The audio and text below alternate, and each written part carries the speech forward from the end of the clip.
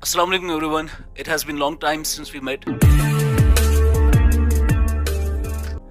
आखिरी बार जब हमने ऐसे वीडियो बनाया था उस वक्त हम अपना फाइनेंशियल अकाउंट असिस्टेंट का एग्ज़ाम उसके लिए प्रिपरेशन करा रहे थे and we had a online batch for that और we are very happy to announce that we have successfully completed our financial account assistant batch. That was our first online batch और उसकी success को देखते हुए we have a lot of demand regarding assistant registrar cooperative societies जो आपका JKPSC का post है.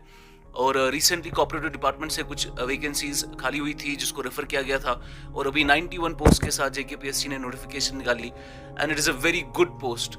Gazetted post है, अच्छा पे स्केल है, इसका सिलेबस भी उतना कुछ खास डिफरेंट नहीं है और इसमें प्रिपरेशन में मोरलेस वही सब्जेक्ट्स है जो बाकी एग्जाम्स में होते हैं. कुछ आपको थोड़ा टेंजेंशियली अलग बाकी के सब्जेक्ट्स को कवर करना पड़ेगा जिसके लिए आज हमारे साथ फैकल्टी मेंबर्स है जो आपको उस बारे में थोड़ा गाइड करेंगे.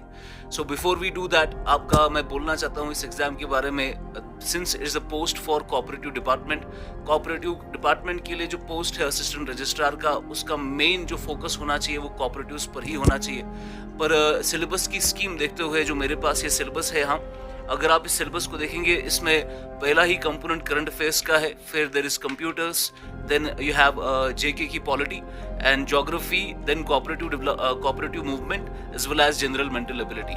सो because it's a post for cooperative department, cooperatives इसका फोकस होना चाहिए along with geography and polity जो इसके मेन आपके दो कंपोनेंट्स और है.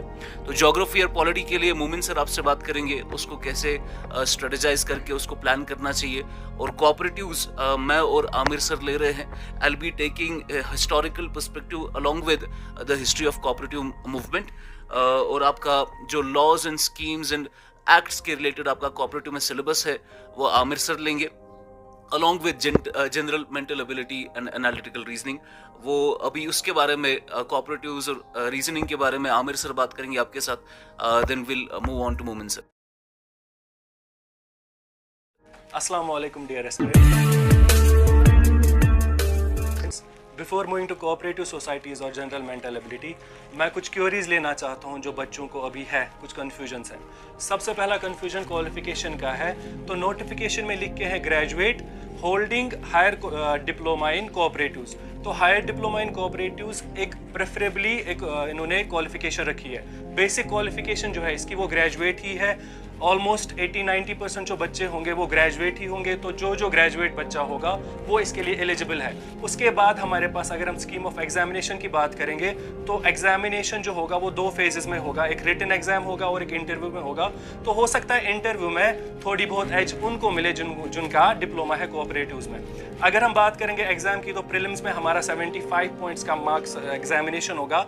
उसमें टोटल 120 क्वेश्चन होंगे जो हमें 2 घंटों में सॉल्व करने हैं.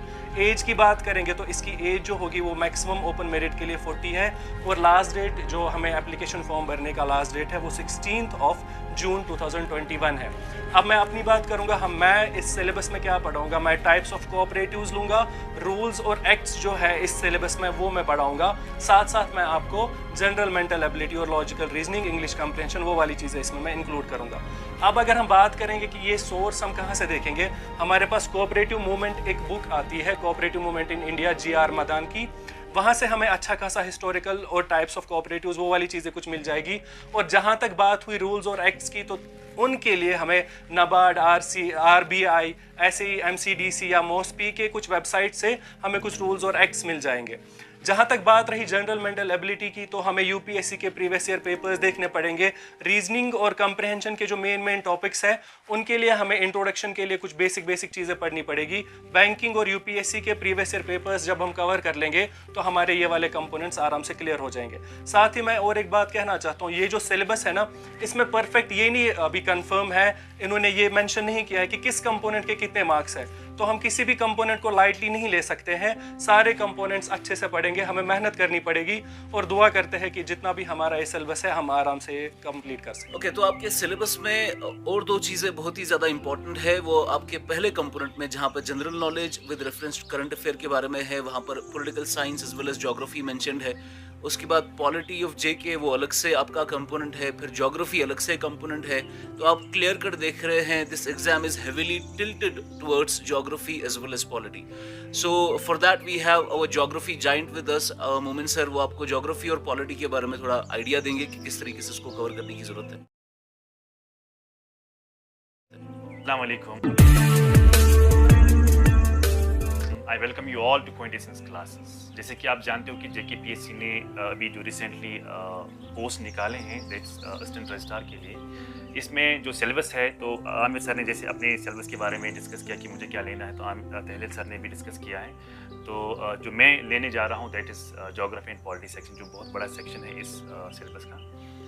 बहुत सारे बच्चे मुझे कॉल कर रहे हैं, उनकी जितने भी हमारे यहाँ पैनलिस्ट में बैठे हैं तो सबों को कॉल आती है कि किस सेक्शन में क्या पढ़ना है, क्या करना है। तो इट इज़ ट्रू कि इसमें जो सिलेबस दिया गया है तो वो क्लियरली मेंशन उसमें नहीं है। जैसे कि आप देखते हो कि IAS से लेके SSB में जितने भी हमारी पोस्ट हैं, जितने भी सिलेबस आते हैं तो उसमें से वो क्लियरली मेंशन है कि क्या पढ़ना है क्या नहीं पढ़ना है। तो बहुत सारे बच्चे यही पूछते हैं कि क्या पढ़ना है क्या नहीं पढ़ना है, अगर ये टॉपिक है तो इसके अंदर क्या पढ़ना है। तो इसके अंडर क्या पढ़ना है, तो इसके लिए हम यहाँ बैठे हैं कि जैसे कि अगर हम ज्योग्राफी की बात करेंगे, ज्योग्राफी में बहुत सारे ऐसे टॉपिक्स हैं तो बच्चों को पता नहीं कि हमें क्या पढ़ना है। अगर आपको कोई भी एग्ज़ाम क्रैक करना है तो किसी भी एग्ज़ाम को क्रैक करने के लिए आपको सिलेबस का पता होना ज़रूरी है। अगर आप सिलेबस के बारे में नहीं जानते हो कि मुझे क्या पढ़ना है क्या नहीं पढ़ना है, तो वो बहुत मुश्किल है किसी भी एग्ज़ाम को क्रैक करना। तो किसी भी एग्ज़ाम को क्रैक करने के लिए आपको सबसे पहले चीज़ जो पता होनी चाहिए वो पता होना चाहिए कि मुझे क्या पढ़ना है और क्या नहीं पढ़ना है। अगर ये जानते हो तो फिर वो ईजी हो जाता है आपके लिए कि हमें किस तरह आगे जाना है और किस तरह आगे नहीं जाना है। तो ज्योग्राफी के लिए और पॉलिटी के लिए अगर मैं आपको बोलूँ कि क्या सोर्स पढ़ना है, तो बहुत सारा सोर्स है मार्केट में अवेलेबल, लेकिन जो मखसूस सोर्स है इसके लिए अगर मैं ज्योग्राफी से बात करूँगा तो सबसे पहले आप NCERT क्लास 11th की लाएंगे जो फिजिकल ज्योग्राफी इंडिया के नाम से, और दूसरी बुक जो इसके रिलेटेड है that is Indian geography written by doctor Khullar. ये दो बुक्स अगर आप पढ़ेंगे तो इसमें लगभग आपको 90% आपको निकलेगा। फिर थोड़ा सा रहता है इंपॉर्टेंस ऑफ ज्योग्राफी, उसमें वो कल्चरल, जियोपॉलिटिक्स और सोशल ज्योग्राफी पढ़नी है, वो हम आगे आपको लेक्चर्स में आपको पढ़ाएंगे।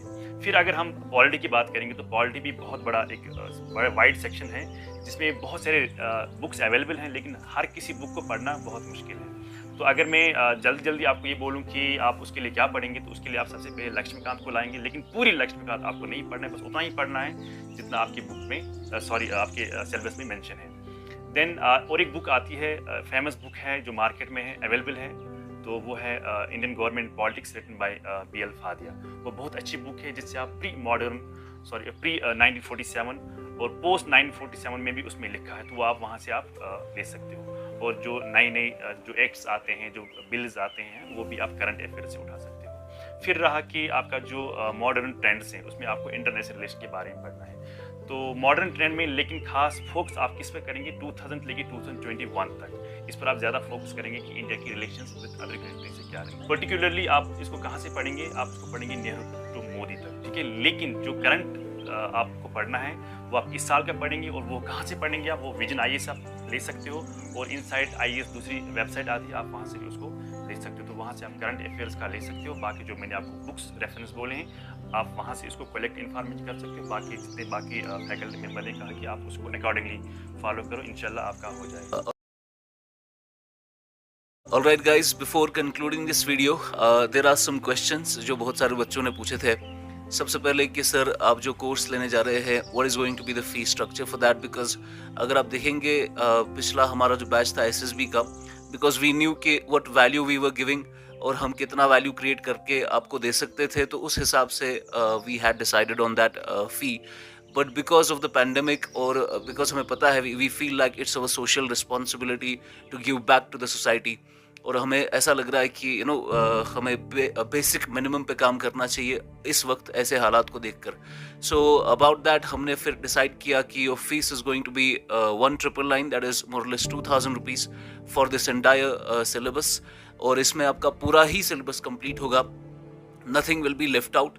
What you have to remember is ये एग्ज़ाम PSC का एग्ज़ाम है, ये SSB का एग्ज़ाम नहीं है। So we know that कि PSC में बहुत ही ज़्यादा डेप्थ में कवर करना पड़ेगा। It's not like SSB में आपका ऑब्जेक्टिव टाइप का होता है, तो वो ज़्यादा डिटेल्ड एनालिसिस में वो ज़्यादा क्वेश्चंस उसमें नहीं डालते, बट PSC में आपका एनालिटिकल क्वेश्चंस होते हैं। उसको एनालाइज करके फिर सॉल्व करके फिर उसमें बहुत डेप्थ में जाना पड़ता है. सो PSC वी न्यू कि हमें इतना इसमें जाना पड़ेगा डेप्थ में, but still we are planning on starting this course for 1999, that is 2000. आपको बस कुछ नहीं करना है, हमारी ऐप है गूगल प्ले स्टोर पे, Quintessence Classes, that only works for Android, वो भी आईफोन के लिए नहीं है. सो आपको वो ऐप डाउनलोड करनी है, स्टोर में जाना है, there is a course already published, assistant registrar cooperative societies के नाम से कोर्स बना हुआ है. यू कैन ज्वाइन इन, आप वहाँ से उस कोर्स को ले सकते हैं. और 7 मई से आपके क्लासेस शुरू होंगे. हम डेली क्लासेस रिकॉर्ड करेंगे और डेली क्लासेस आपको अपलोड हो जाएंगी और आप वो क्लास कभी भी देख सकते हैं. इट्स नॉट नेसेसरी कि you have to be at that point class को देखने के लिए, आप कभी भी देख सकते हैं. So this is it from us in this video. I hope you enjoyed watching this video और आपने कुछ सीखा होगा. Please share it to those that you feel this video will help. And that is all from us. Thank you so much. God bless you. Bye-bye. Bye-bye. So we'll be meeting you in our online course for assistant Assistant Registrar Cooperative Societies. Bye-bye.